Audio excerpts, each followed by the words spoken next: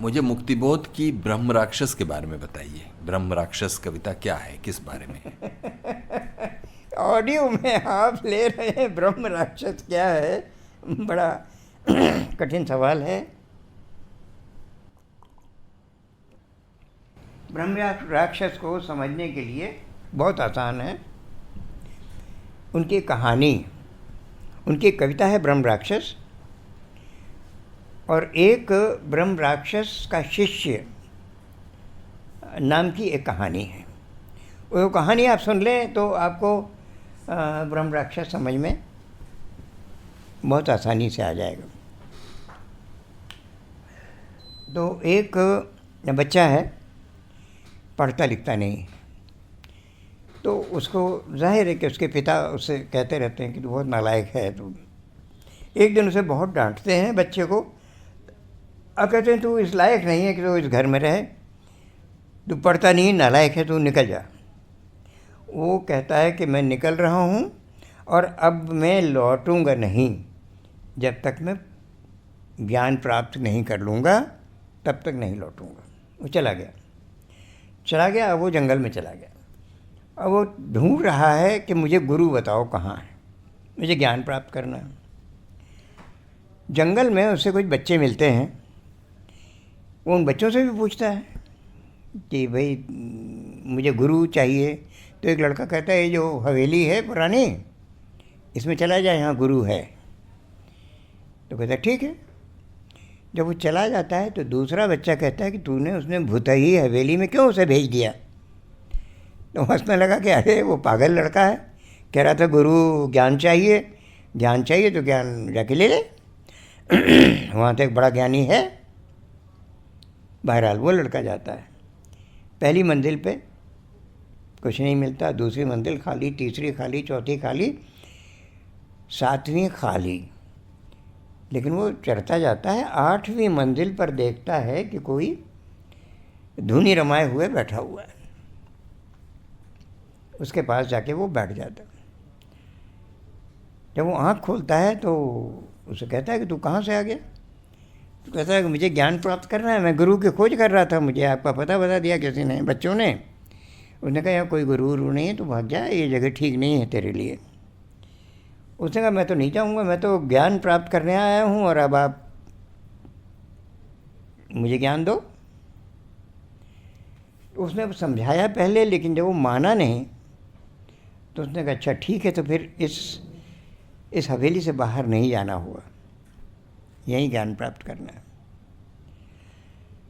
तो वो उसमें रहा।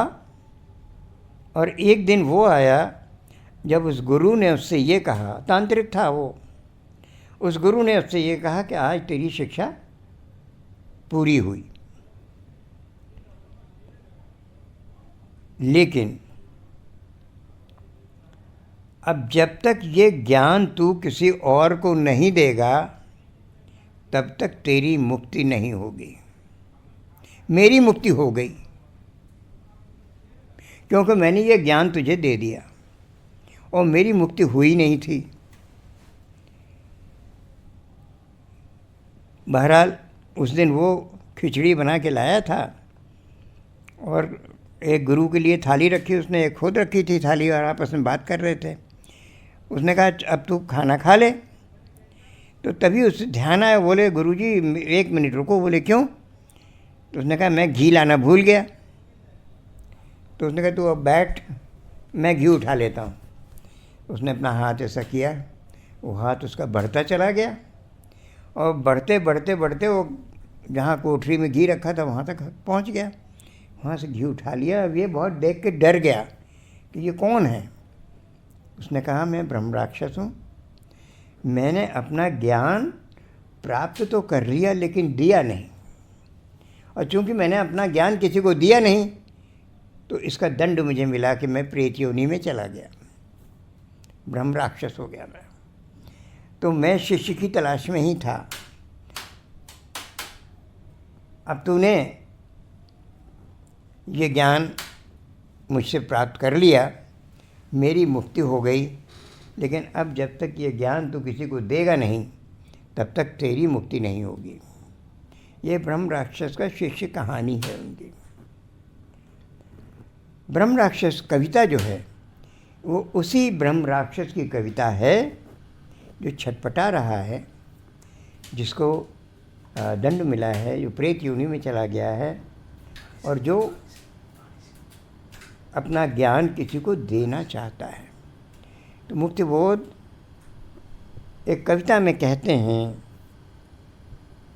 मैं सजल उर शिष्य होना चाहता हूँ ब्रह्म राक्षस का। खुद कहते हैं सजल माने जिसमें पानी हो, उर माने हृदय, सजल उर माने ऐसा हृदय वाला जिसके अंदर करुणा हो, पानी हो। मैं सजल उर शिष्य होना चाहता हूँ ब्रह्म राक्षस का।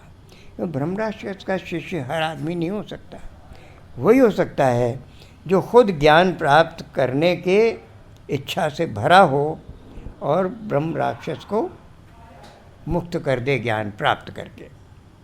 तो मैं सजल उर शिष्य होना चाहता हूँ ब्रह्म राक्षस का, शिष्य होना चाहता हूँ। ये खुद कहते हैं अपनी उस कविता में। और वो ब्रह्म राक्षस उसी व्यक्ति को लेकर के, चरित्र को लेकर कविता है जिसने अपना ज्ञान लिया बहुत। वो जगह जगह इस ब्रह्म राक्षस की थ्योरी को मुक्तिबोध कहते हैं, लिया बहुत ज़्यादा और दिया बहुत कम। मर गया देश, जीवित रह गए तुम। तो ये जो थीम की तरह से उनके यहाँ आता है कि तुम जो ले रहे हो वो तुम्हें देना भी है, और अगर दोगे नहीं तो तुम्हारी मुक्ति नहीं होगी, तुम प्रेत योनि में चले जाओगे। और ये कथा वो पुराणों से लाए हैं। पुराणों में ब्रह्म राक्षस का कोई संदर्भ मिलता है? हाँ, मैं बहुत दिन तक खोजने के बाद मुझे पता लगा कि वो है, क्योंकि ब्रह्म राक्षस तो प्रेत था। तो प्रेत जो है वो तो एग्जिस्ट नहीं कर सकता, हवा है वो, तो उसको बांस फूला होता है। तो बांस में रह करके फिर उसने वो भागवत कथा सुनी और तब उसकी मुक्ति हुई। ये पुराण में कथा है, उसको उन्होंने एडेप्टेशन किया कविता में। और वो इस तरह से किया कि उसने जो लिया था वो दिया नहीं। अब तुमने जो भी संपत्ति प्राप्त कर ली, तुमने जो कुछ भी प्राप्त कर लिया है संसार से, वो तुम्हें देना है, लौटाना है, लौटा के जाओ। और बिना लौटाए जाओगे तो तुम प्रेत हो जाओगे। ये और छटपटाता रहता है ब्रह्म राक्षस, वो अपना मैल छुड़ाता रहता है, मैल छूटता ही नहीं उसका। ये है वो।